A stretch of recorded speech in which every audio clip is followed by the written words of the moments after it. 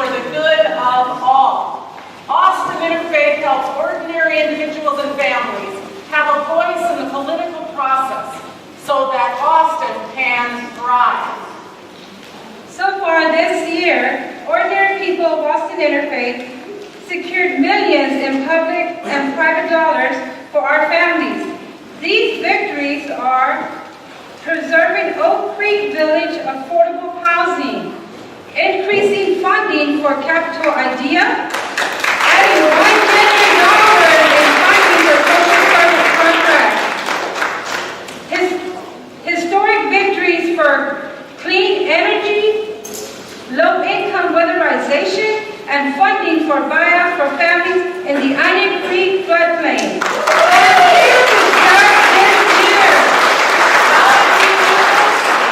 We organize, we listen to the concerns of others in our institutions, families that pay taxes, work hard, and struggle to provide a future for the next generation. We challenged ourselves to take initiative, and we acted together in this great city. However, Austin must do better. Despite the city's self-description as the shining star of Texas, inequality keeps getting worse. Our city is described as one of the top cities for young home buyers. Yet, many of our families struggle to keep their homes. And each week, our congregations serve countless homeless individuals. Mayor Leffingwell describes Austin as living in a golden age of opportunity. But it's more like a gilded age. That's right. Where rent has risen 50% in 10 years, and wages have only risen 9%. While shiny new condos and luxury apartments are built every day, our families are forced to move out of the city, and our neighborhood schools lose students and funding. While we celebrate the opening of new restaurants, 25% of our children in Travis County don't have enough food. Our religious traditions caution against injustice and call for an economy of shared prosperity. The Hebrew Scriptures warn against unethical or immoral dealing intended to unfairly enrich some. The Quran says God commands justice and fair dealing. The Christian writings tell us that the good news is for the poor, the captive, the outcast, and warns against storing up treasures for oneself. Unitarian Universalism calls for justice, equity, and compassion. Austin has seen a higher percentage of gains go to the wealthiest. Austin is the 10th most segregated large city by income in the country. We want to make Austin livable for everyone, including our children and grandchildren.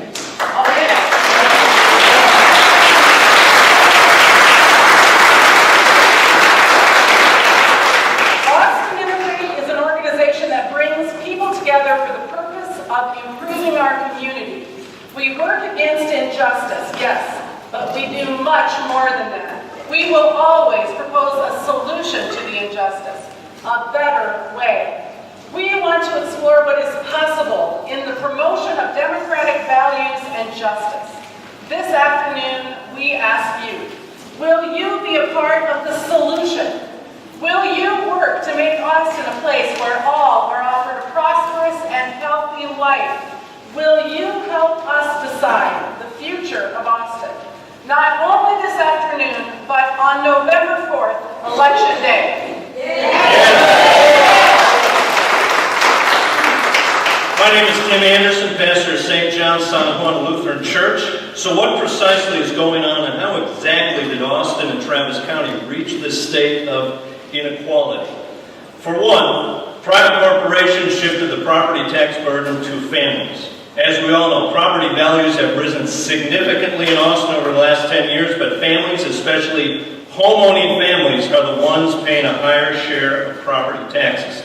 In 2000, according to the Texas Comptroller, homeowners already paid the largest share of property taxes that support schools, 45%. 12 years later, according to the Austin American-Statesman, that amount increased to 54%. That's right, Austin Interfaith. We who are homeowners pay the majority of local property taxes supporting schools. And to make matters worse, the share to schools that commercial and industrial property owners paid went down to less than 20%. So how can this be? Texas is one of only 4 states that do not require sales price disclosures.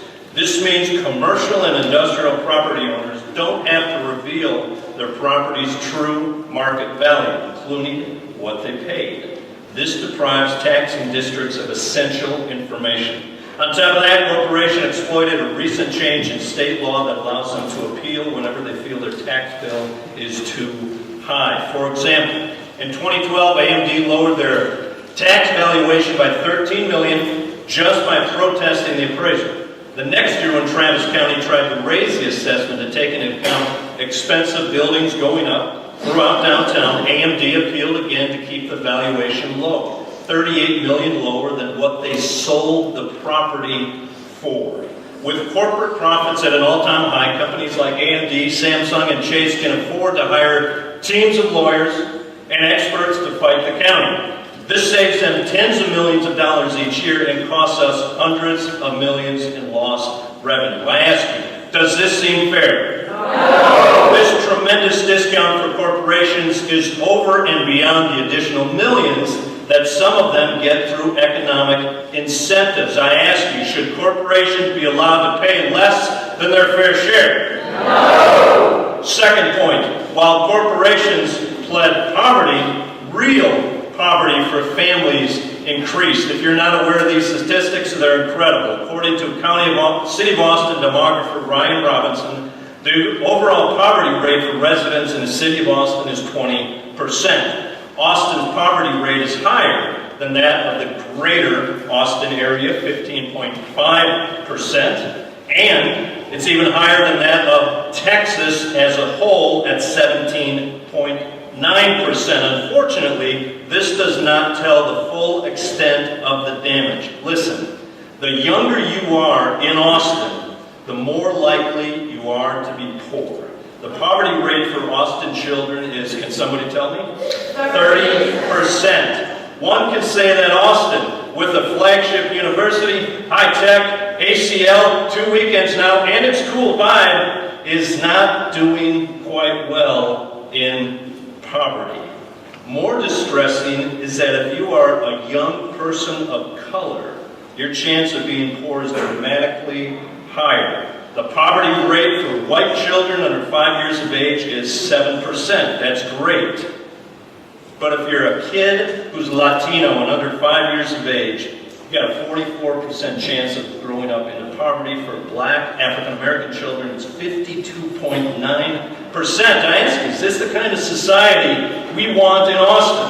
No. Is this the kind of inequality we want infused into our future? No. People of faith everywhere can agree with what Pope Francis wrote in his groundbreaking treatise, The Joy of the Gospel. I quote, "Just as the commandment, thou shalt not kill, sets a clear limit in order to safeguard the value of human life, today we also have to say, thou shalt not, to an economy of exclusion and inequality. Such an economy kills. How can it be that it is not a news item when an elderly homeless person dies of exposure? But it is a news item when the stock market goes down 2 points. This is a case of exclusion. Can we continue to stand by when food is thrown away while people are starving? This is a case of inequality. Today, everything comes under the laws of competition and survival of the fittest, where the powerful feed upon the powerless. As a consequence, masses of people find themselves excluded and marginalized, without work, without possibilities, without any means of escape." End quote from Pope Francis. One would think that with this kind of crisis, our city and county would do everything possible to ensure that at the very least, the next generation has every chance it needs in order for an equal opportunity, but this is not the case. City and county budgets persistently prioritize enforcement over development. The City of Austin general fund budget only allocates 18 cents per dollar on children. Libraries, as you can see, 4%, parks 8%, Health and Human Services 6%, an additional 11 cents per dollar goes to animals, municipal courts, and planning and development. This year, Austin Interfaith applauded the City of Austin for approving $13 million for all social service contracts for programs serving all ages from our youngest to our seniors. But consider this, $13 million for all ages is less than half of the $30 million that San Antonio spends on pre-K alone. Not every library in Austin has a full-time children's librarian staff, and not every park has a bathroom, a water fountain, and basic lighting for safety. In the meantime, what about the rest of the budget? Almost 70 cents of every general fund dollar goes to public safety, and Travis County expenditures are not much different. To be clear, Austin Interfaith recognizes and applauds the efforts of our police officers, fire department, and emergency medical services, and the need for continued high standards in our city. According to the City of Austin, APD, and the FBI, Austin is the second safest major city in America. This is worth celebrating.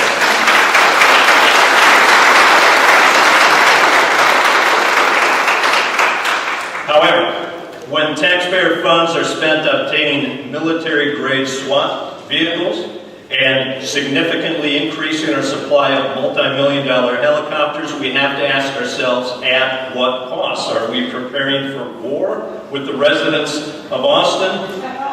Economic development has to benefit all of us in order to be true to its promise of abundance, wealth, and prosperity.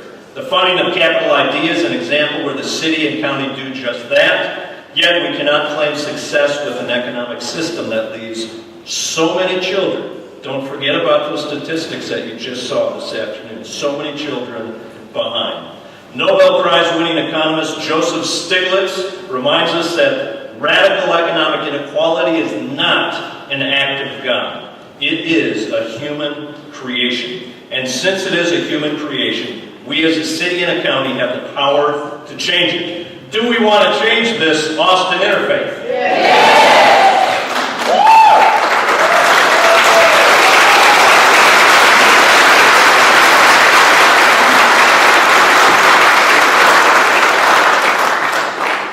Tonight, or this afternoon, Austin Interfaith has gathered to witness where candidates for mayor and our districts 5 and 8 will stand on agenda issues. You will hear stories from real people affected by economic inequality and social pressures. You will see leaders ask questions of today's guests that will result in commitments to work together and accomplish what must be done. Candidates are expected to describe real plans for how to reach our common goals, how to tackle challenges of enormous proportion. If the candidate report resorts to platitudes and slogans, we hope you notice that.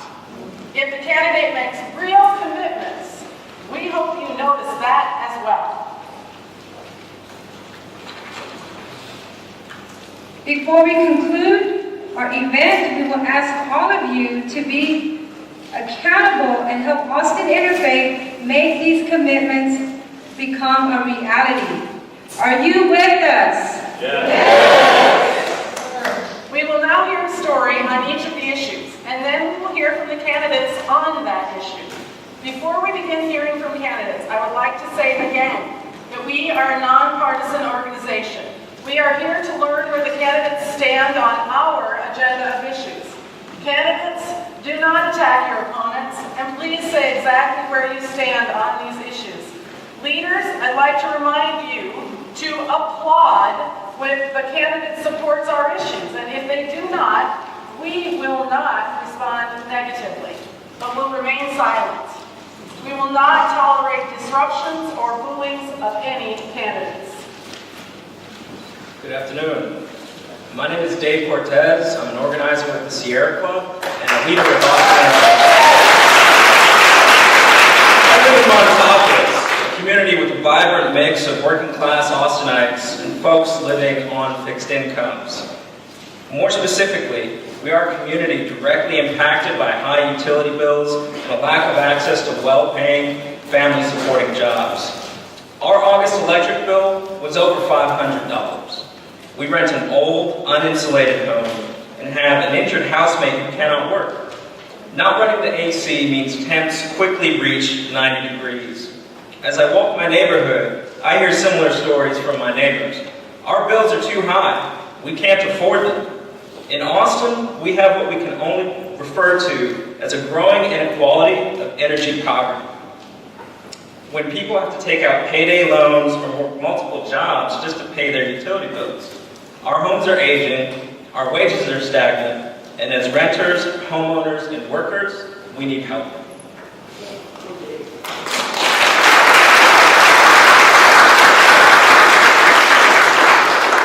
Thank you, Mr. Cortez, for sharing that story. My name is Kayvon Zaborian. My institution is the Equal Justice Center, and I'm a proud leader with Austin Interfaith. This afternoon, I have the honor of asking the first question of our candidates. Candidates, many Austin families with low incomes, both renters and homeowners, are struggling to pay their utility bills. What do you plan to do to weatherize their homes, make their utility bills, electric and water, more affordable, and create living wage green jobs in the process? Candidate Adler, your first up.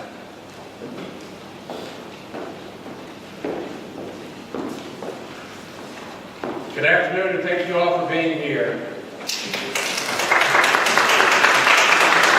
You guys are the conscience of the city, and your work is greatly appreciated. We need to subsidize weatherization, we need to make utility bills more affordable, and we need to incent green jobs. All these things need resources, and they require money. You know, people conserve in their homes, and they expect their utility bills to go down, and they don't. Their bills go up, and they feel betrayed. And the reason that your bills go up is because things like you have capital expenditures on your bills. This city council spent $2.2 billion on a contract for a wood-burning power plant in East Texas that we barely use, and $1 billion for a water treatment plant for capacity that we don't need.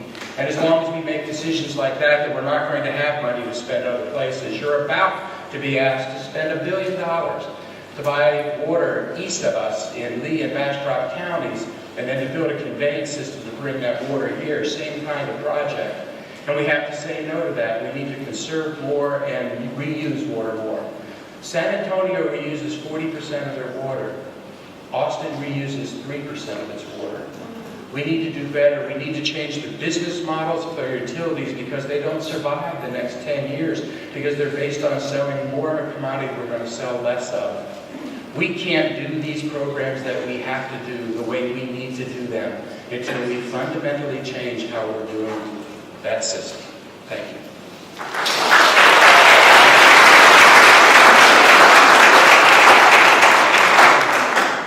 Candidate Cole, you're next.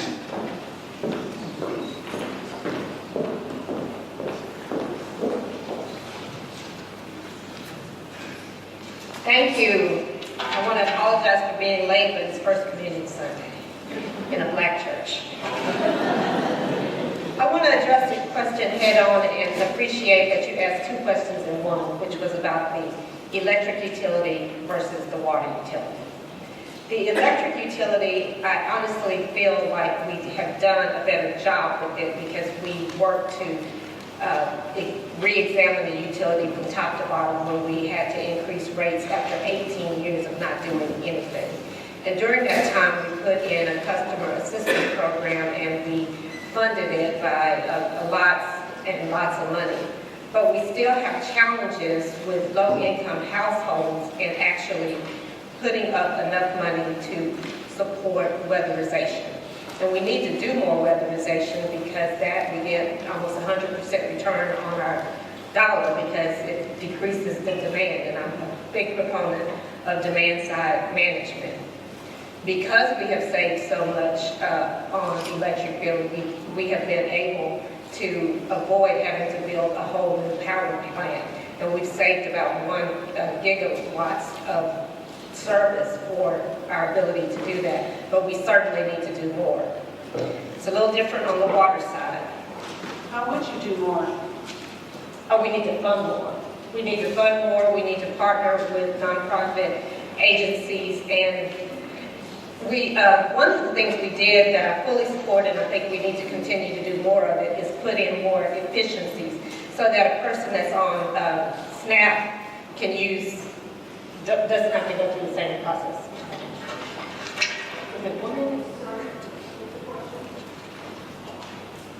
Your time's up, Ken. Thank you.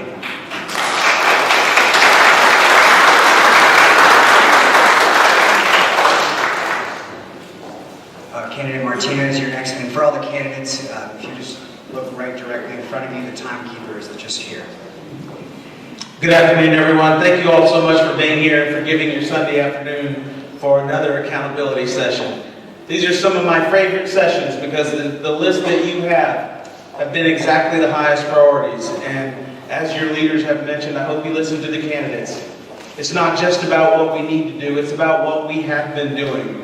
And if you look at all of the questions and the issues before you, you know that we have worked hard, especially on environmental justice issues, our water utility. I fought hard to make sure that we didn't raise rates on those who didn't need their rates raised. I fought hard to ensure that we expand our customer assistance program and automatic enrollment. If you're eligible for SNAP, you should automatically be enrolled in customer assistance. We should continue to expand those programs. I also fought hard to create a living wage through our economic incentive policies with your leaders. We would have never gotten it done had it not been for you all, Workers' Defense, Austin Interfaith, LAUNA. Standing together, we can make definitive changes for our community and helping those who need it the most. Everybody wants help, but not everyone needs help. You need a mayor who's going to stand with you and fight for those who need it the most, and that is me. So I thank you all for being here this afternoon, and I look forward to the rest of the session.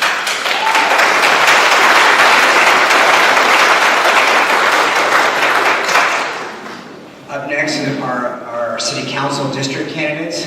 For District 5, candidate Buda. Councilmember Buda sounds good. I like that.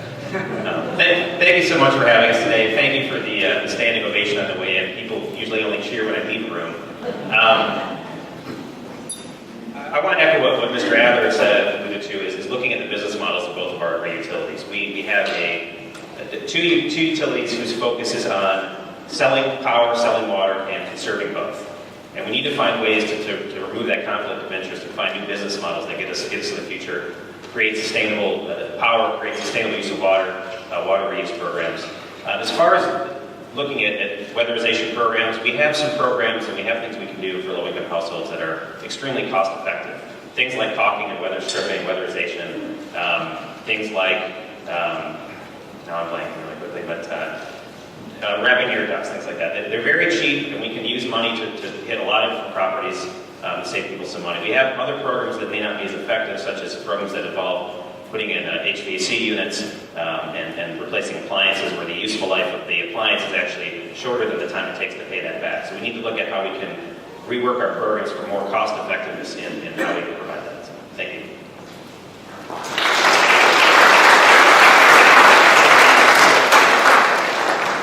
Now also for District 5, candidate Kitchen. Thank you all for having me. I'm really pleased to be here. I want to thank you for all the work that you do, and I'm very proud of the work that you do. So, with regard to the question, there are two things that we have got to do in our city to give people a fair shake. The first thing is we have to keep the price down. And the second thing is we have to make sure that everybody in our community has an opportunity, has a fair shake to pay for their utility bills. So the first thing, keep those prices down. That means that we've got to change the model that we have with our utilities. We have to make sure that our utilities reward conservation, and we have to change the business model so that we're not just making money off of selling electricity or water. So the second thing, everybody needs an opportunity. You know, it doesn't do anybody any good if the rates are based on conservation, if you can't conserve with your home. So weatherization is important, helping people afford weatherization through things like on-bill financing and other things like that. Thank you very much.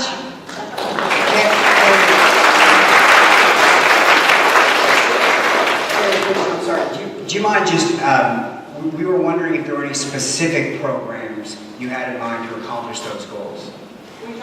Yes. Yes, first, changing the financing model.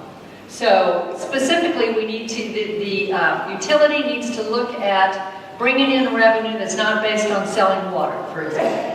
With regard to weatherization, I support the existing weatherization programs. I think that we need to examine them and make sure they're doing their job and not just costing people more. And I would support additional funding for weatherization. I also would support things like on-bill financing, which give people an opportunity to, you know, ways in which they might be able to pay for things like solar or things like that. So. Thank you, Janet.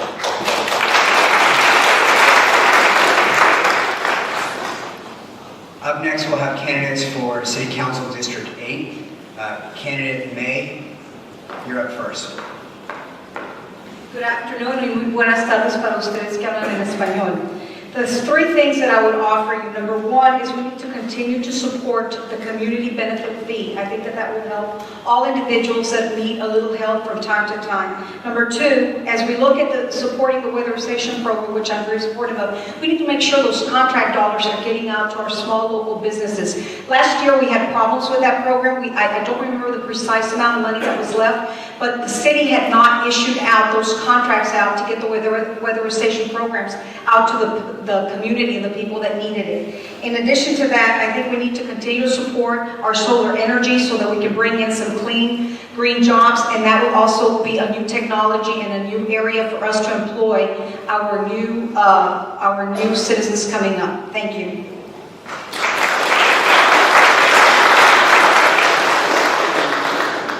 Next up, also for District 8, is candidate Scruggs.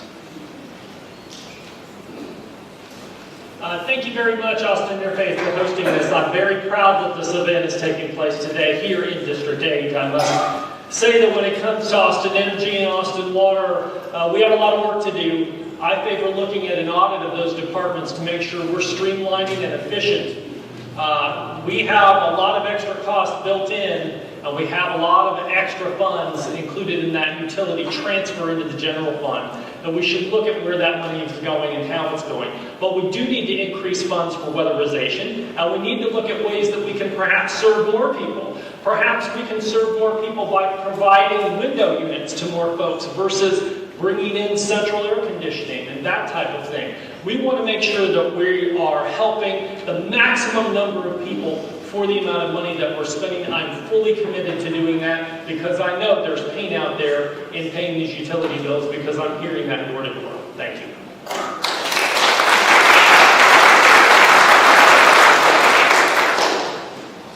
Thank you.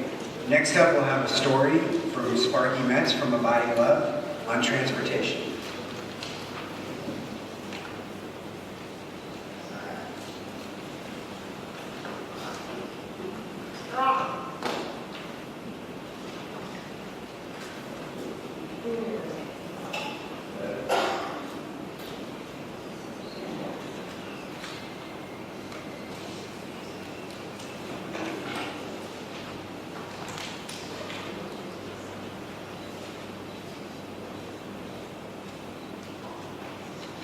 My name is Albert Metz, but people call me Sparky.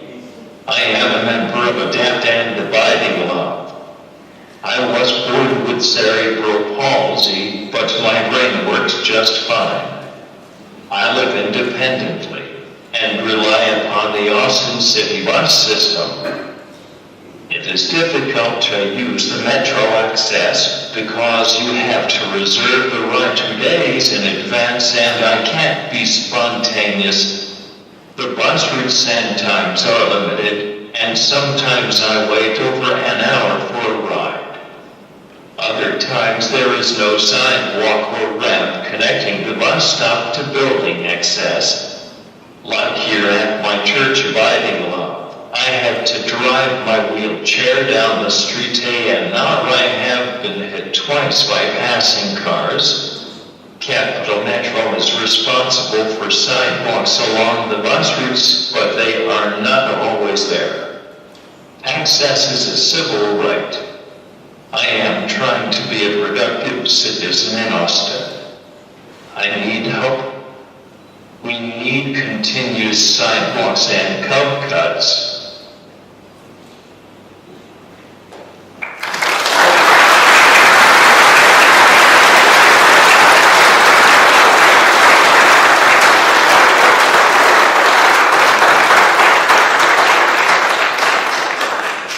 Just so that we can all get out of here on time, if the candidates don't mind lining up so that we can ask those questions in a quick fashion, I'd appreciate that. So the next question we're going to have this afternoon is about transportation, about Mr. Metz's story. The rail proposal that we've all heard about serves a limited area, but its cost is shared by the entire city. South and Southwest Austin traffic concerns negatively impact thousands of people in regard to safety, neighborhood quality, and the environment. For example, the Y in Oak Hill has been a massive problem for decades. How do you balance our investments to address the transportation needs of all areas of Austin? For this question, candidate Cole, you're up first, please.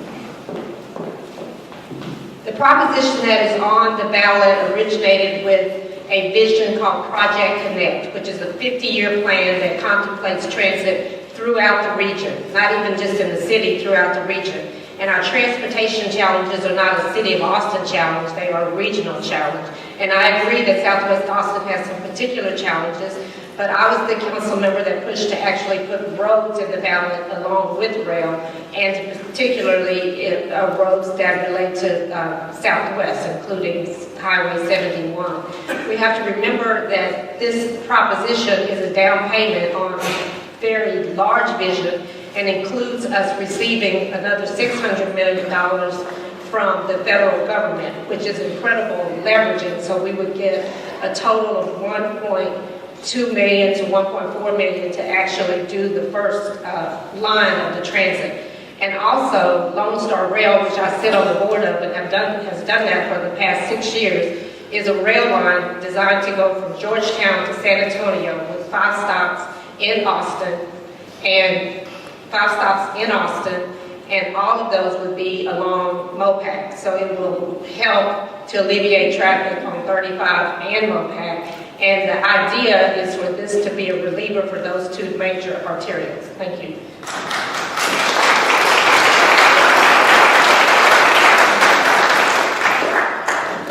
Sparky is 100% correct. We don't have enough sidewalks and curb cuts. The first thing we had to do in 2010 was save Capital Metro from bankruptcy, and we did that through strong leadership, through hiring a good president and CEO. Since then, we've been turning the organization around, up to and including investing about $3 million a year, each and every budget year, for sidewalk connectivity. We also launched the bus rapid transit lines, which was a $38 million federal transportation investment in Austin that also allowed us to create more connectivity via sidewalks. We are not where we need to be. We must get better. Our community depends on a public transit system. You all know that even if we built every roadway that we wanted to in Austin, it wouldn't solve our problems. So that only points to public transportation being a truly viable option in the future. It was my responsibility as chairman of the board at Cap Metro to turn that agency around. I'm happy that we did, but our work is not done. In fact, our work is just beginning.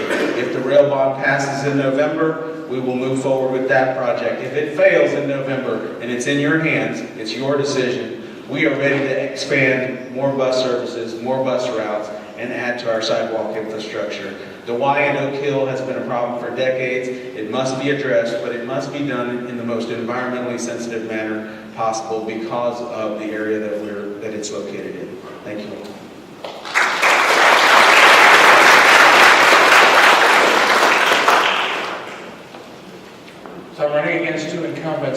city council for the last 8 years. In the last 5 years, Austin has gone from the 16th most congested city in the country to the 4th most congested city in the country. We're moving in the wrong direction. If we built everything that was on our wish list, our 20-year, 2035 wish list, which we can't do because it costs $30 billion, if we built them all, the drive time at the end of the 20 years from Austin to Round Rock, 3 hours. And I shudder to think what it's going to be from the Wyandotte Hill to downtown Austin. We need to do better than we have been doing. This is a land planning question. We can't buy our way out of it. We can't build our way out of it. It's about how we live and where we live. And we're not looking at the land planning questions the way we should. Austin needs a midtown area so there's an attractive alternate urban choice so that not everyone's being sent downtown.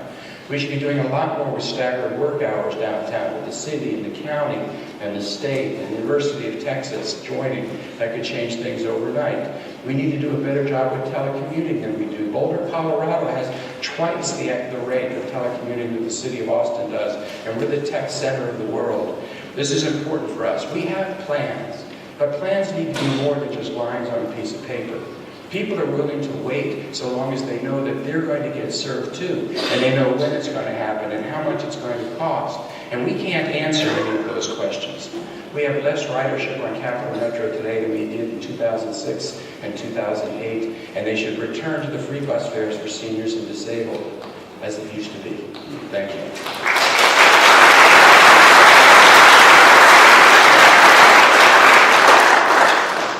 Hello. While I do see rail in our future, I do not support Prop 1 because of the cost at this time and the fact that it doesn't do what we need in South Austin and District 5. I think that we should focus on resources for lower cost, more immediate transportation, and one of the main things that means is buses. So I support more routes into South Austin, in District 5 and other parts of South Austin. I support the times for these routes being more, more what people need. If they're too far apart, they don't work for people. And then we have to look at the cost. I support the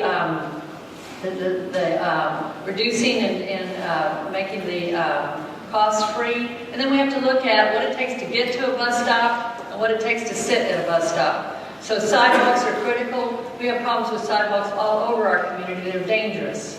And so I support improving our sidewalks and protecting the safety of routes to buses and being at bus stops.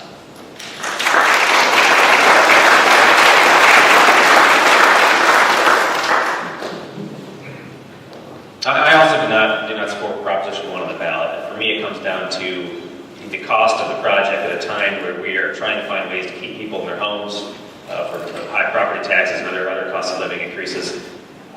I do think that we need to do a lot more with our sidewalk connectivity. I have seen in District 5 people in a wheelchair in the middle of the street because they're trying to get to a bus stop because the sidewalk stopped.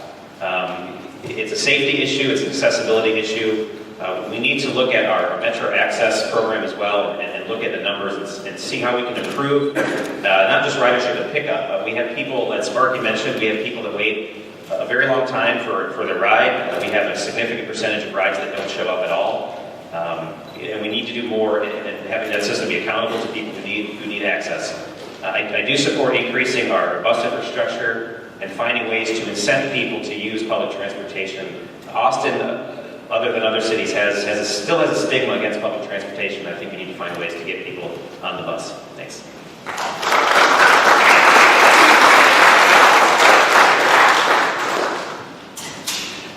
One of the things I think we need to do in this is be honest, and that's, we have a severe situation, and sometimes I think we try to act out of desperation, and one of those times is the move to complete SH45 and connect that to Mopac, because we will dump 30,000 additional cars on Mopac, a road that can't handle what is there now. So we need to try to fight that as long as we can. But that being said, we will need a transit system eventually, but right now people are hurting very much because of the tax rate. I think we should wait until we have a full, complete regional plan. The Wyandotte Hill must be fixed, but I'll tell you that needs to be fixed in a friendly, neighborhood-friendly way. Those homes inside the Y are older homes. and they should not have to deal with the kind of light and sound pollution that could come from elevated roadways. So I don't blame them for being concerned about that. We need to work with them, and I think we can reach a compromise and find a solution. But Candidate Strauss, if I could just ask, you said you're not for doing a couple of things, but are there any specific proposals that you'd like to put forward that you are for doing? Yes, I think one, fixing the why, and in that way that meets the needs of neighborhoods. Opposing 45, of course. I'm for the MOPAC expansion on the flex lane, but we have questions that we need to ask on that. And an overhaul of our bus routes to provide more connectivity throughout the city and also to provide more help to commuters down here. And one last thing, Hayes County needs to be part of Cap Metro if we want a true regional transportation system. And the MOPAC expansion, that special lane is not supposed to come into South Boston. Well, it does. There is one on the books to go south of the river down to about Slaughter. That has not been finalized yet. It's still an environmental study. It needs to pass environmental study, and then we have a lot of questions to ask about connectivity over the river and so forth. But it's in the plan, but it is years away. Thank you.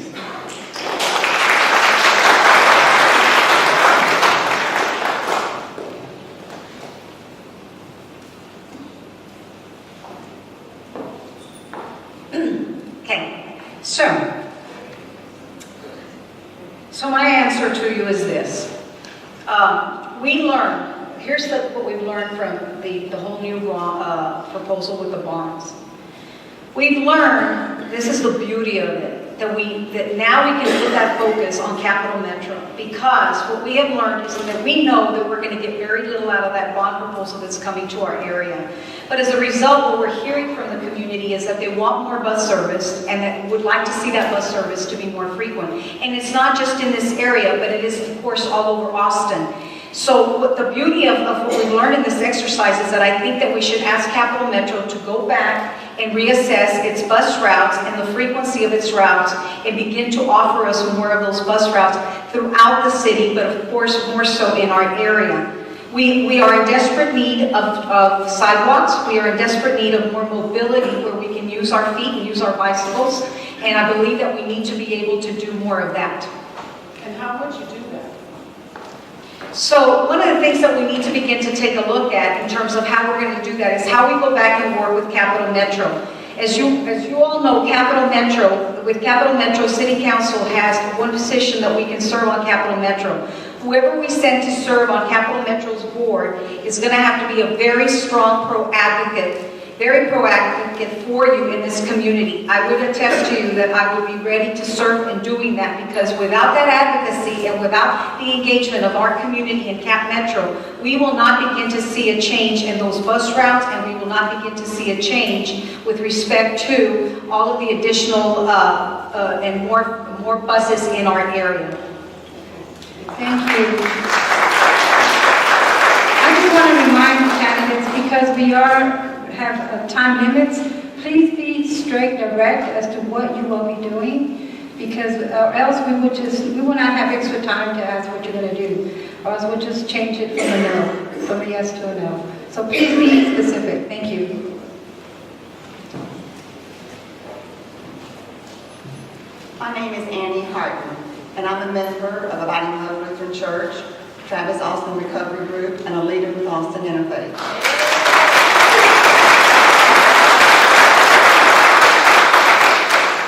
I am a homeowner in the area affected by the 2013 Halloween flood.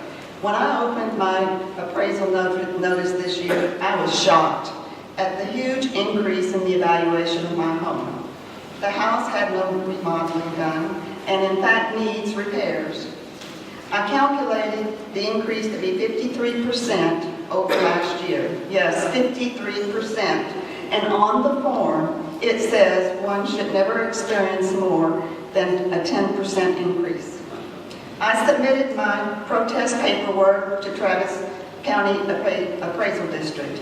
In the meantime, I was advised to request an evidence package to see which houses they were comparing me to. I drove by and made notes of the differences. I took pictures of the problems with my home and included some of the flood. I had my appraisal hearing, With helpful advice from a friend, I was able to bring the evaluation down to a reasonable rate. We need businesses and corporations to pay their fair share. Senior citizens should not have to fear losing their home because they can't pay their taxes. In a city as wealthy as Austin, we should be able to balance the budget without breaking the backs of the poor, the working families, and the elderly.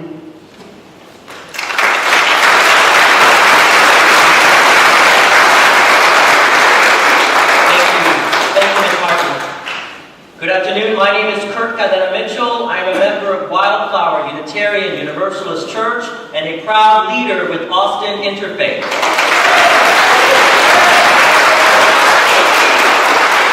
I will be asking the next two questions, and we'll begin with mayoral candidate Martinez.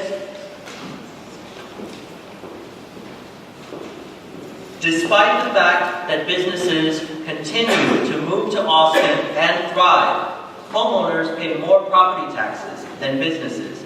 If elected, what will you specifically do to make sure businesses pay taxes based upon the actual value of their property, keep homeownership affordable, and promote more affordable and available rental properties?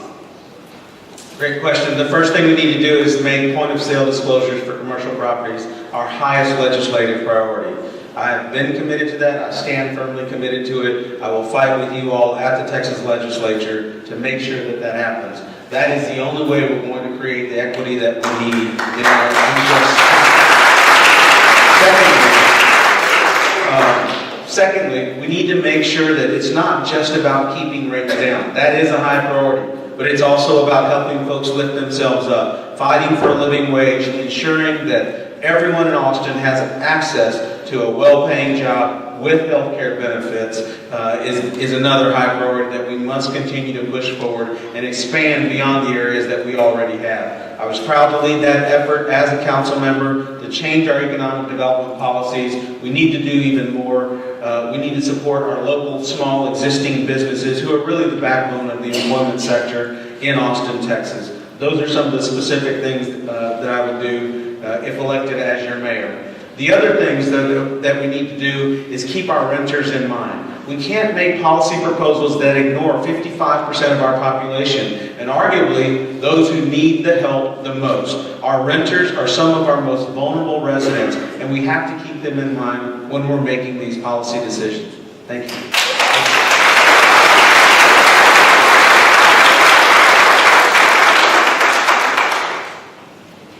Austin has an affordability crisis. They say that there are 110 people that are moving to Austin every day. That's not the right number. That's a net number. You can hide things in net numbers.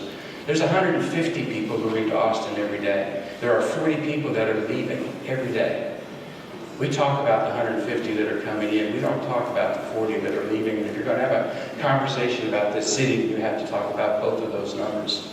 With respect to the question you asked, in order to help homeowners, we need to make appraisals more fair. We need to give the appraisal district the resources to do that well. We need to challenge them in court if they're going to continue with appraisals that do not represent that. And we can't wait for the state legislature to act. We have to continue to go to the state legislature. But I've been involved in that 20 years ago. We need to do that, but we need to do the things that we can do ourselves. And we have a homeowner's exemption that we can give our citizens. It's exactly the one that Dallas does, and Houston does, and Fort Worth does, and Travis County does. Do you know that 200,000 people live in homes in this city that value less than $200,000? 80% of the people in this city live in homes less than $400,000. That tax exemption is not for rich people. That tax exemption is for most of the people that own their homes in Austin. For rental property, we need to make the drainage fee fair. It's illegal. We've been doing it for the last 10 years. We need to do better. And if you want to really do something to help renters, help them buy a home. And we can do that by building middle-class jobs and letting people move up the economic ladder. Thank you.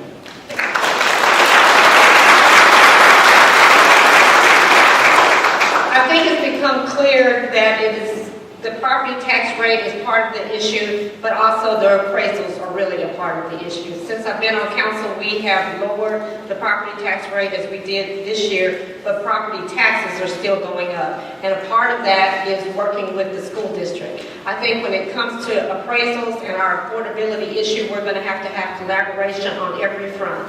We definitely have to go to the legislature and fight on the point of sale issue. I fully support that, but we also need a backdrop, which simply has to be that we look at the difference between how appraisals are set for commercial properties versus residential properties.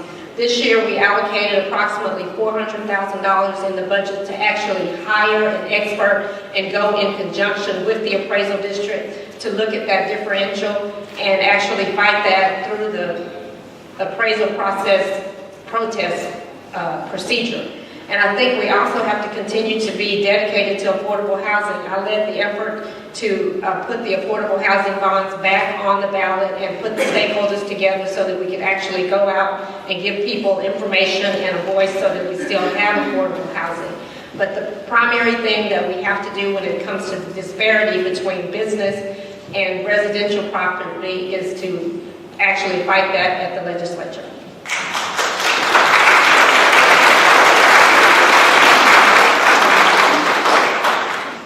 We need to keep fighting for fair appraisal processes. I spent last session as a chief of staff of Senator Wendy Davis working on a bill that would have closed a lot of the loopholes in how we appraise large industrial and commercial buildings. The bill was given a pity committee hearing and died very quickly.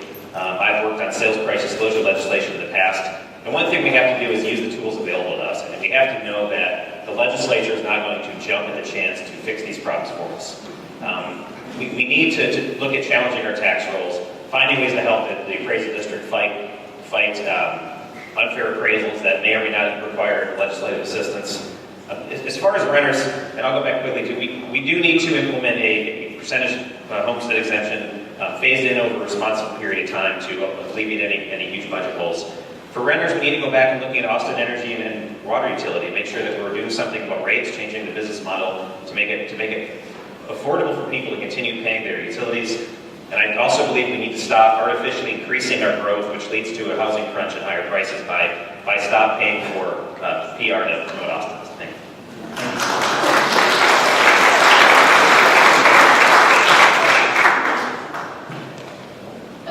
Hello. I think that first off on property taxes, we need to continue to work with organizations like Alliance for Fair Taxes. I've been working with them to fight for changes on our property taxes. I support the changes to make sure we have fair, the businesses pay a fair amount, the commercial is priced fairly, and I think that we need to look at the sales tax disclosure requirements and see what we can do at a local level. As a former state legislator, I know that we can't depend upon the state to make the changes. So we have to fight at the state level and at the local level. I also support a homestead exemption phased in and done in such a way that does not hurt lower income folks in our community. With regard to affordable housing, we need to continue housing bond funding. I was on the steering committee for the housing bonds. That's important. We also need to keep affordable housing stock so we're not tearing down affordable housing apartment complexes. We need to look at using public land where we can for affordable housing. Thank you very much.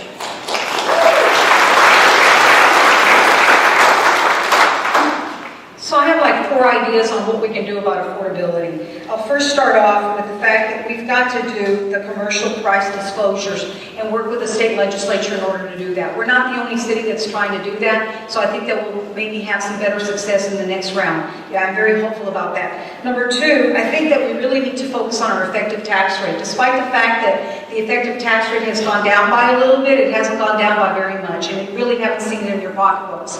It is the effective tax rate that in effect, well, that's where your affordability starts. And that is one of the reasons why I'm proposing an independent audit for all our expenditures within the city budget. Thirdly, we need to have middle-class housing. Without middle-class housing, we will not be able to move people into home ownership, as already was articulated. And of course, fourthly and lastly, we need to pass the homestead exemption for everybody. Moving into a homestead exemption will enable more people to stay in their homes and build their nest egg. Thank you.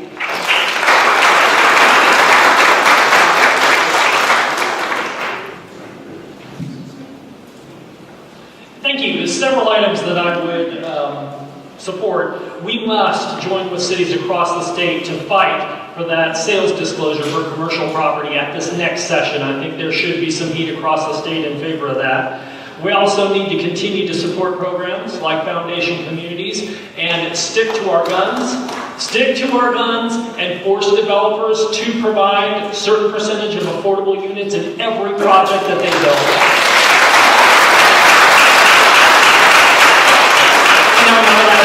No matter where it is in the city. And also, I do favor a 20% homestead exemption phased in over time, simply because I'm hearing door to door from people, middle-class people, being forced out of their homes or thinking about that. We must do something about this. We can't wait for the legislature to give us that blanket authority. So, again, there's a lot more to this, but I'm committed to doing everything possible. Thank you. Good afternoon. My name is Francisco Maldonado, a junior at Eastside Memorial High School and a member of Our Lady of Guadalupe Catholic Church. I had 2 scary incidents as a child. At my church in Monica, I was running around and I passed out. Another time, I was playing soccer and I passed out. EMS was called both times and they saved my life. My asthma was easily triggered due to my battle with youth obesity. I was unable to participate in my necessary daily physical activities because of our unsafe neighborhood. My grandmother's backyard is the Dove Springs District Park, and still to this day, there are no organized physical activities for teens due to unfunded staff. The city's biggest budget priority is hiring more police officers. I now pay close attention to my health and believe that a better investment of taxpayer dollars is to invest in our youth. We want to and need to play all kinds of sports to increase our physical activities. We want to play in our parks, but are limited in our time there because there are no permanent restrooms or water fountains. Investing in staff to work with the youth in our parks and libraries is critical and will provide us opportunities to expand our learning and help combat youth obesity. We want to live longer, healthier lives. It's time to increase your investment in us, our future leaders.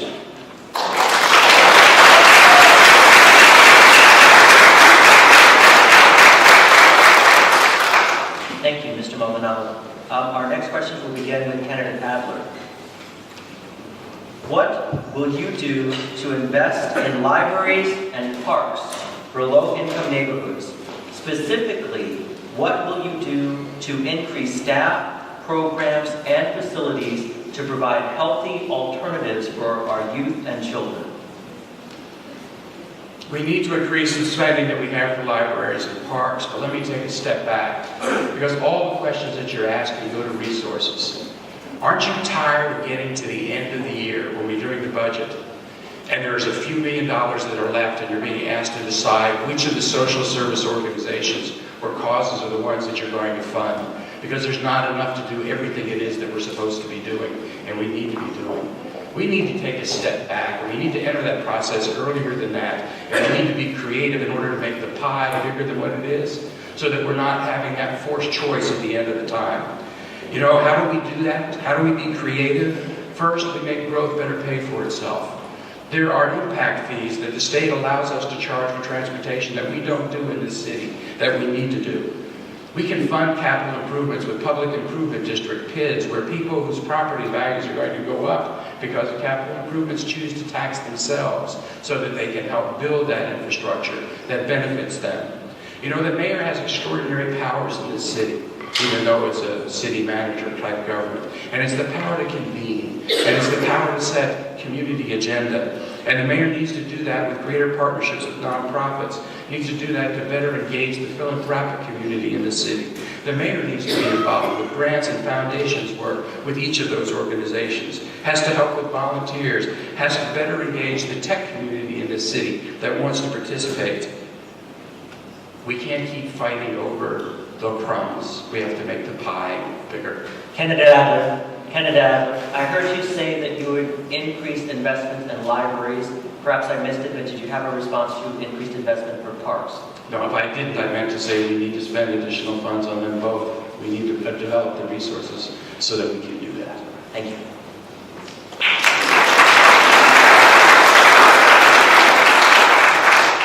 I certainly support the need for more infrastructure funding for our parks and our libraries, and I have done that in my entire term on council. In fact, I was the lead council member last year that pushed for an additional $4 million for parks.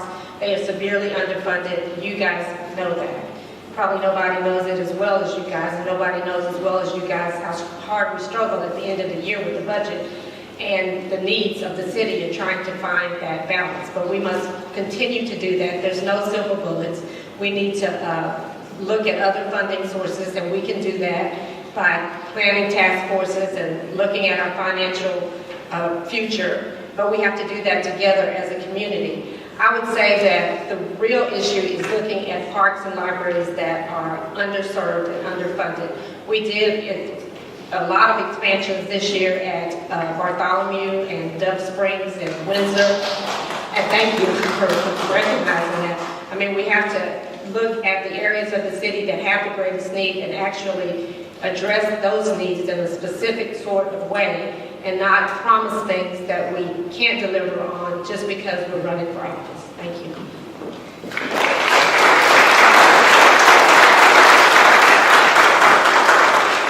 All right, I'm not that much taller than Cheryl.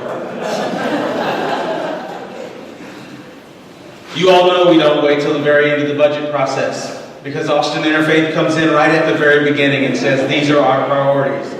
That's a statement from someone that doesn't know how the process works. You have to be ahead of the game. You have to come in with your priorities and your agenda. And that's exactly how we've been able to fund the things that we've done over the years. That's how we increased funding for Capital Idea. That's how we got the parks funded for $4 million. It's not enough. We know it's not enough, but we must do more. Here's the other thing about safe and healthy neighborhoods. Just this week alone, we had an agenda item that would prohibit property owners from discriminating against you all for your source of income.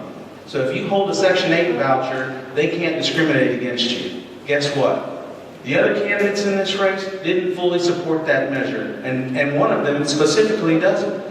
That's the kind of thing we're talking about. We need to be helping. Candidate, we ask you to focus on your perspective. That is my perspective. When we're talking about healthy neighborhoods, those policies have a direct impact on healthy neighborhoods. We must increase funding for our parks and libraries as we've done in the past, and for our social service programs as we've done in the past. Thank you.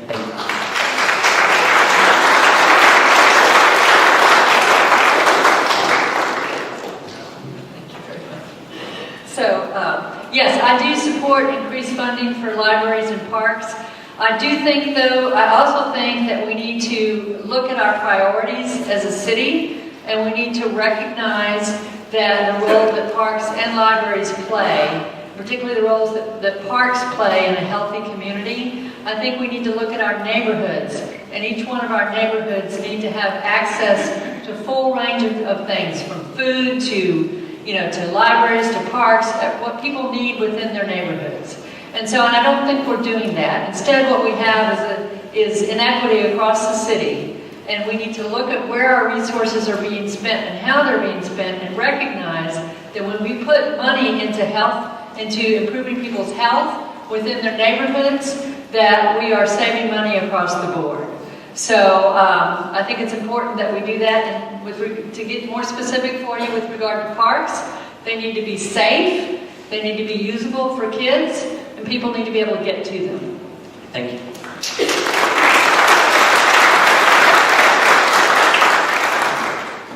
It's important for us to look at the city budget as a moral document. And what I mean by that is looking at our revenue stream, looking at what we have available, and making decisions based on prioritizing services that help all of us, and not services or projects that just help a few or are cool things to do. City government is not in the business of coming up with the latest and coolest things to put around the city. They're in the business of protecting the citizens, bringing those up who are struggling, and prioritizing. When we look at things like, for example, healthy students specifically, I grew up in school with soda cans, soda machines in schools with poor quality food. That continues. We need to work with, whether it's the state, federal government, AISD, ACC, to improve the quality of food we're giving our kids, whether it's at school or at home.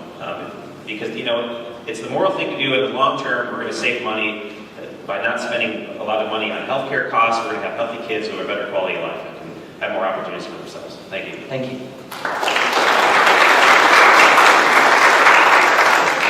Well, my solution originally initiated as a district-wide plan, but it would be good for the city as well, and that's basically neighborhood plans for parks and libraries. That we hold stakeholder meetings right away with folks in the community. What do you want your library to be? What do you want your park to be? What is that mission, and is it serving the mission? And I have a feeling we're going to get a lot of no, it's not serving the mission. And then that would then be the template that we'll use in the future to make improvements, so we have somewhere to guide us. We've also, all of this putting off the funding of basic maintenance on parks is coming back upon us, because basic maintenance is now becoming a capital improvement. Down Southwest Park, Regional Park, where the parking lot could have been resurfaced several years ago, and drainage could have been put in, but it's falling apart. It will have to be completely replaced. That's going on all around the city, and we can't allow that to happen. Thanks.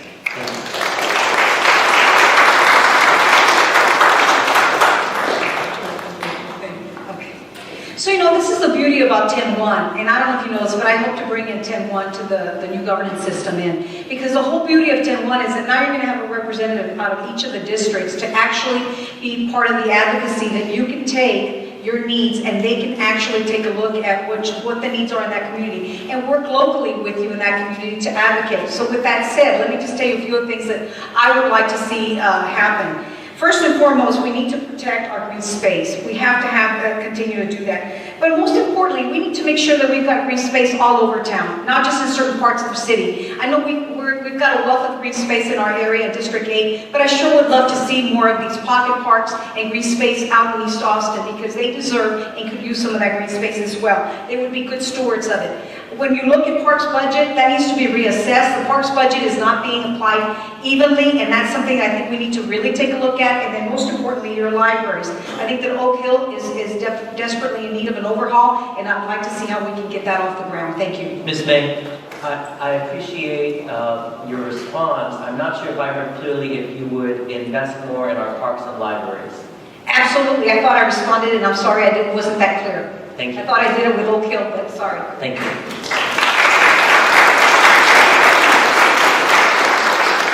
Good afternoon. I'm Richard Rhodes, president of Austin Community College, and a big fan of Capital Idea. It's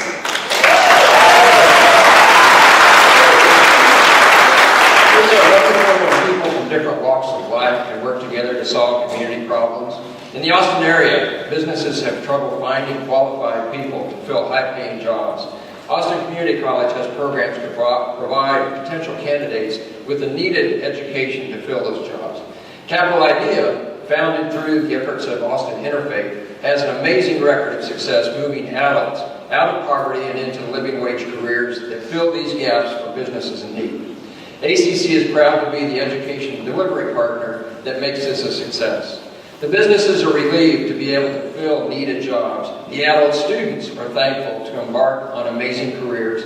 The city and county are thrilled that graduates pay more taxes and no longer need costly social services. The approach could be even more effective if students had earn and learn opportunities at public and private institutions. ACC is working with Capital Idea to allow this program to reach more adults in poverty and extend it to more general student population. We call the expansion project Career Expressway. The work we have done thus far has seen through the partnership between taxpayers, the voters, businesses, City of Austin, Travis County, ACC, Capital Idea, and Austin Interfaith. We need businesses, the city, and the county to help us fund this expansion. We thank you for your support.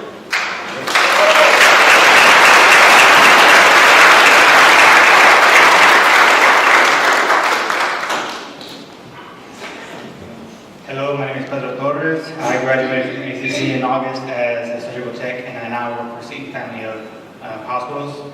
3 years ago, I was working at a job I didn't like that paid just enough to cover my bills. Then I was laid off. I quickly found that there weren't many options for me with just a high school diploma. So I enrolled full-time at ACC. I was the first in my family to go to college. I started with my basics and picked up odd jobs doing manual labor. My income just barely covered my tuition and rent. I started charging utilities and food to credit card and fell behind on my car payment and other bills. I was about to drop out when I heard about Capital Idea. Capital Idea started covering my tuition and books, and it was a huge relief. I could focus on my classes and keep working towards my goal. This past August, my whole family came to my graduation. They filled up 2 entire rows.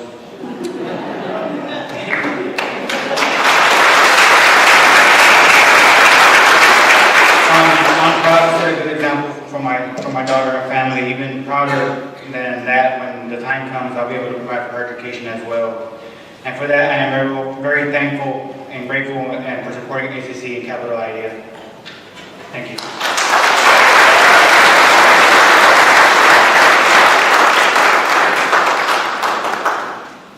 Ok, buenas tardes a todos. Mi nombre es Juan José Becerra y vengo aquí, soy de la organización del proyecto Defensa Laboral. Good afternoon, everyone. My name is Juan José Becerra, and I come here as part of Workers' Defense Project. Ok, estoy aquí para contar mi historia. Tengo más de 16 años trabajando para la construcción. I've come here to tell you all my story. I have more than 16 years working in construction. Y la verdad es que nosotros, ahorita en cuestiones de los puntos que estamos viendo de los costos de que son electricidad, gas, rentas, están muy caros. Nosotros queremos, con el salario que tenemos en la construcción es muy bajo. The truth is, our bills, electricity, gas, rent, they're are so expensive that with the wages that we're making just aren't enough. Nosotros a nivel construcción, a nivel familiar, queremos más que nada darle oportunidad a nuestra familia para tener una mejor vida, una vida digna, pero con un salario tan bajo como es el de la construcción. As construction workers, what we really want is to be able to give our families a life of dignity, but with the wages that we're making, we're just not able to. Y la verdad estamos aquí para que los señores concejales, ¿verdad? Tomen en cuenta este punto que estamos viendo muchos puntos importantes de altos costos. We're just here to show the candidates that we're seeing a lot of increased costs. La verdad es que nosotros como trabajadores de la construcción tenemos aquí en Austin, hemos trabajado duro para que esta ciudad sea más próspera y con el salario que tenemos en la construcción es demasiado bajo. The truth is, we're just here as construction workers building up this city so it's more prosperous, but the wages we're making just aren't enough. Queremos que la verdad nosotros como trabajadores de la construcción tengamos una mejor vida digna en cuestión de mejores salarios. Ojalá y que los señores concejales tomen en cuenta esto. We just want to be able to have a life of dignity, and we hope that the candidates keep this in mind. Thank you.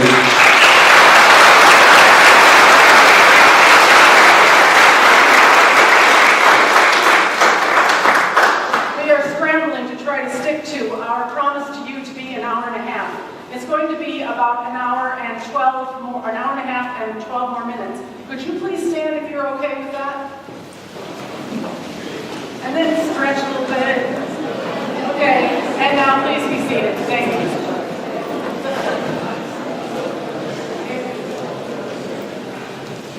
Thank you, Pastor. So we have one final question for the candidates this afternoon. Candidates, the City of Austin has a living wage policy so that the city does not pay for workers that end up needing to use city social services to survive. That living wage rate has not kept up with the cost of living in Austin and is now lower than other less expensive cities in Texas. What will you do to make sure city employees and its contract workers earn enough to live in the city, and how soon will the workers start receiving this true living wage? We actually passed a resolution, and I believe Councilmember Martinez led on that resolution to actually do a study of the peer cities and indexing the cost to be able to raise the wages that the city of Austin supports. And I voted for that, and I fully support that. I think it's important that we continue to partner with nonprofits like Capital idea so that we are able in the private sector to make sure that we move people to self-sufficiency and that we complement that with what we do in the nonprofit, at the city. I remember like yesterday, the first group of Capital Idea graduates who came in my office, and what I remember is that they were diverse.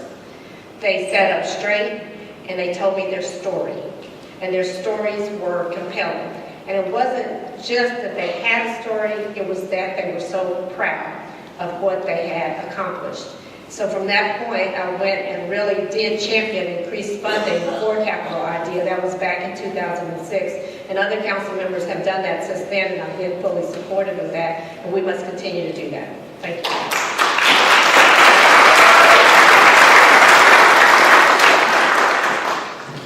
Thank you. I am ACC. I came here at the age of 19, and I was attending Austin Community College. I was working in construction, making $4.50 an hour, and I took Capital Metro every day because I didn't have a car or a bicycle. I know exactly the experience that these folks are going through in the construction industry, and that's why I've stood with them for the last several years, fighting for a living wage. Specifically, what I've done and what I'll continue to do is to increase that living wage. We have now tied it to an index. Councilmember Cole is right. The problem was the city manager simply came back with a memo and didn't do a study. So on October 16th, I'm appointing citizens to a living wage task force so that you can tell the council what the best policy is for a living wage.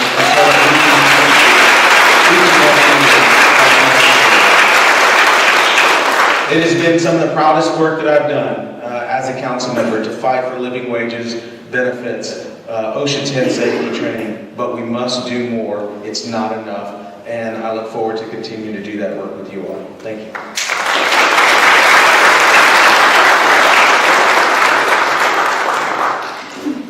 You know, in the last 8 years, property prices have gone up almost 4 times faster than wages have gone up in this city.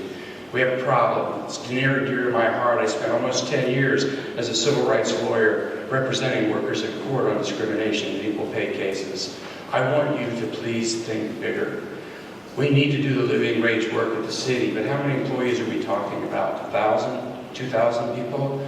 We need to do the work with prevailing wage on construction sites, but how many people are we talking about? 500 people, 1,000 people? We have 160,000 people in this city that are living in poverty. We have 10,000 people in this city that are hard to employ. We have some great programs. Dr. Rhodes mentioned Capital Idea, Dr. Jacobs is here. A great program. They graduated 70 graduates last year that got jobs. We need to scale that. Why isn't it 700 or 1,400 or 2,100? And that needs to be the direction of the city because we can't move forward in little pieces. We need to actually make it move forward big. You know, I was the recipient of that. I went to law school and college on scholarships and on jobs, and I got that help. And I need to hold, we all need to hold that door of opportunity open for everybody. In the last 8 years, your city has brought in more jobs than anyone else in the country. But almost 60% of those jobs don't pay a living wage. Almost 60% of those jobs don't pay a living wage. This 10-1 gives us the opportunity to recreate how we do government, to build a new government culture. We need a new way forward. Thank you for today.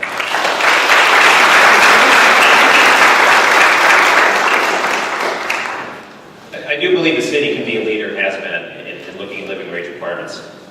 We need to do more. We need to increase the living wage to be able to give people the ability, as was stated, to have a dignity of life in whatever job they choose.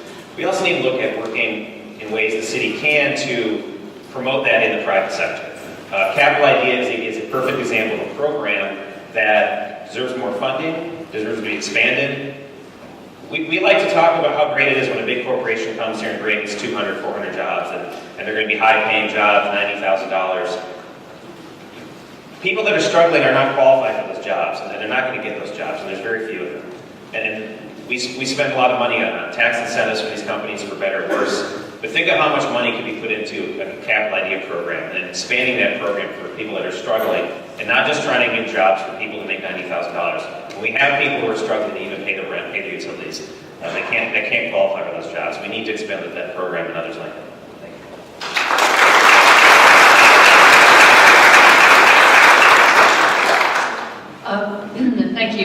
I do support living wage. I'm proud to have the endorsement of the Workers' Defense Project PAC, and I supported them in their efforts for living wage and prevailing wage recently. I do not support incentives unless we get extraordinary benefits for them, but part of those extraordinary benefits should be a livable wage.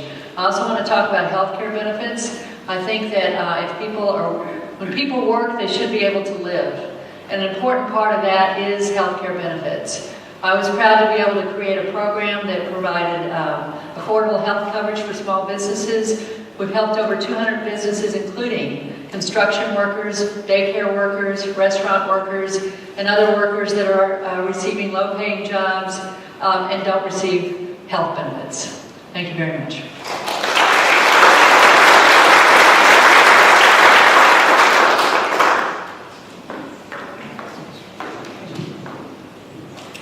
You know, my father was a carpenter, so to hear that story reminded me of my dad. It was pretty heartbreaking, frankly, because I know how hard construction workers work.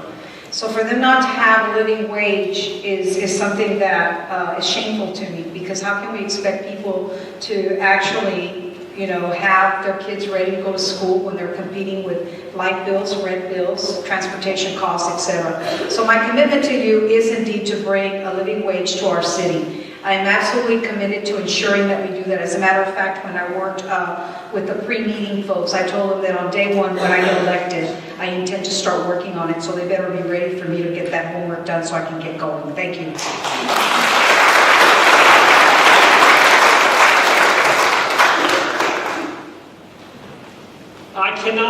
I can't think of a program that better epitomizes the good that government can do in partnership with private entities than the Capital Idea program. I come from the pharmaceutical research world, and we're going to have more business in that field in Austin, but we would have more business if we had more qualified medical technicians and nurses and some of the basic folks that work in research. This program trains people to do that, and it's very, very valuable. So we do need to support and expand that, and in partnership with any medical school. That's a great opportunity there. But we do need to advocate for a higher living wage. It's simply not enough. We can advocate through our actions with city contracts. We can advocate openly our community values. But the truth is, we're not really meeting our community values when 30% of our children live in poverty. We can do more, and we must do more.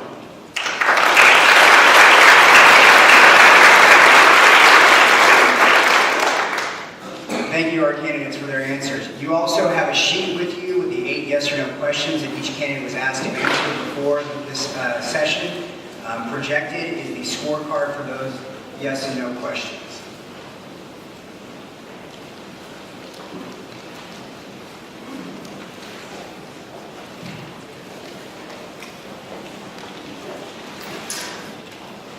Good afternoon. My name is Rabbi Sam Rose from Congregation Beth Israel.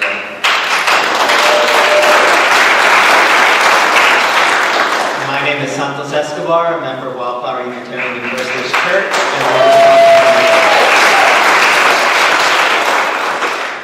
11 days ago, the Jewish community celebrated Rosh Hashanah, the Jewish New Year. For Jews around the world, Rosh Hashanah initiates a 10-day period of self-reflection and prayer. These 10 days are a time to contemplate how we can, moving forward, live up to our greatest potential and to work towards continuing the task of making our world a better place. These 10 days concluded yesterday with the holy day of Yom Kippur, a full day devoted to fasting, prayer, and there were many scriptural readings. Yesterday in our afternoon service, the last scriptural reading that we read for the day was a call to action. We read a section from Leviticus chapter 19. I am the Lord your God. You must not exploit your neighbor. You must not withhold workers' wages until morning. You must not curse the deaf or place a stumbling block before the blind. Verses that people from a Judeo-Christian tradition should be familiar with. But this scriptural passage concludes with a couple of lines that I feel are particularly relevant for us here today. The Torah says, you must surely hold your neighbor accountable for his or her offenses, lest you yourself incur guilt. Love your neighbor as yourself. We read this passage because, as I said, the conclusion of Yom Kippur is a call to action. While Yom Kippur is the holiest day of the Jewish year, the day following Yom Kippur in rabbinic tradition is the most important day, because this is the day where we have our first opportunity to begin living in a way that truly reflects our newfound vigor for making ourselves better people and our communities better places. There's a notion in Jewish thought called tzimtzum, this idea that God contracted God's self in order to make room for us, to give us the responsibility to do our part in healing the world, to make the world a better place. Austin Interfaith and all its work engaging citizens throughout this diverse community has gathered today as a first step for all of us in our role in the act of tzimtzum, to hold ourselves and our leaders accountable for creating the Austin that we would like to see.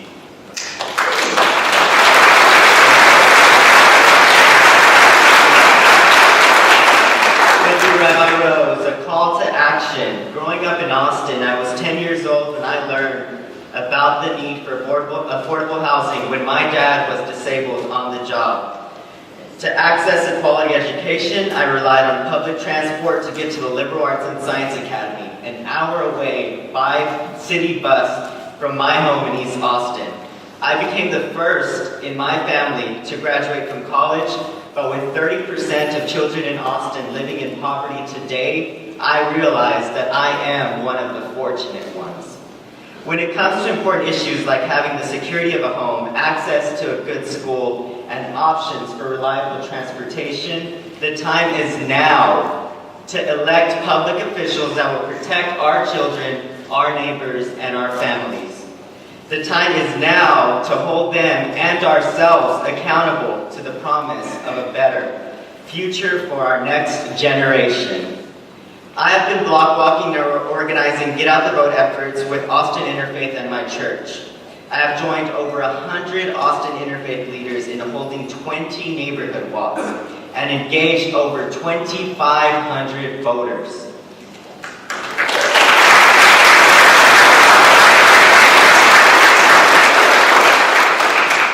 You have with you a card to show that you will vote.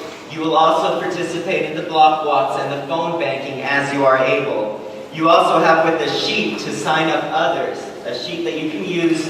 And if each of us signs up 10 voters, that is 2,000 more voters engaged in our agenda. So are you ready, Austin Interfaith? Yeah.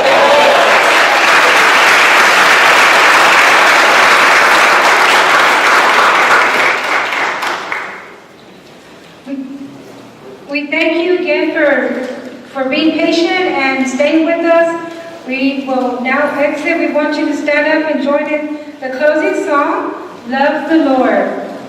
Don't forget to vote November 4th. Go all the way to the end of the ballot.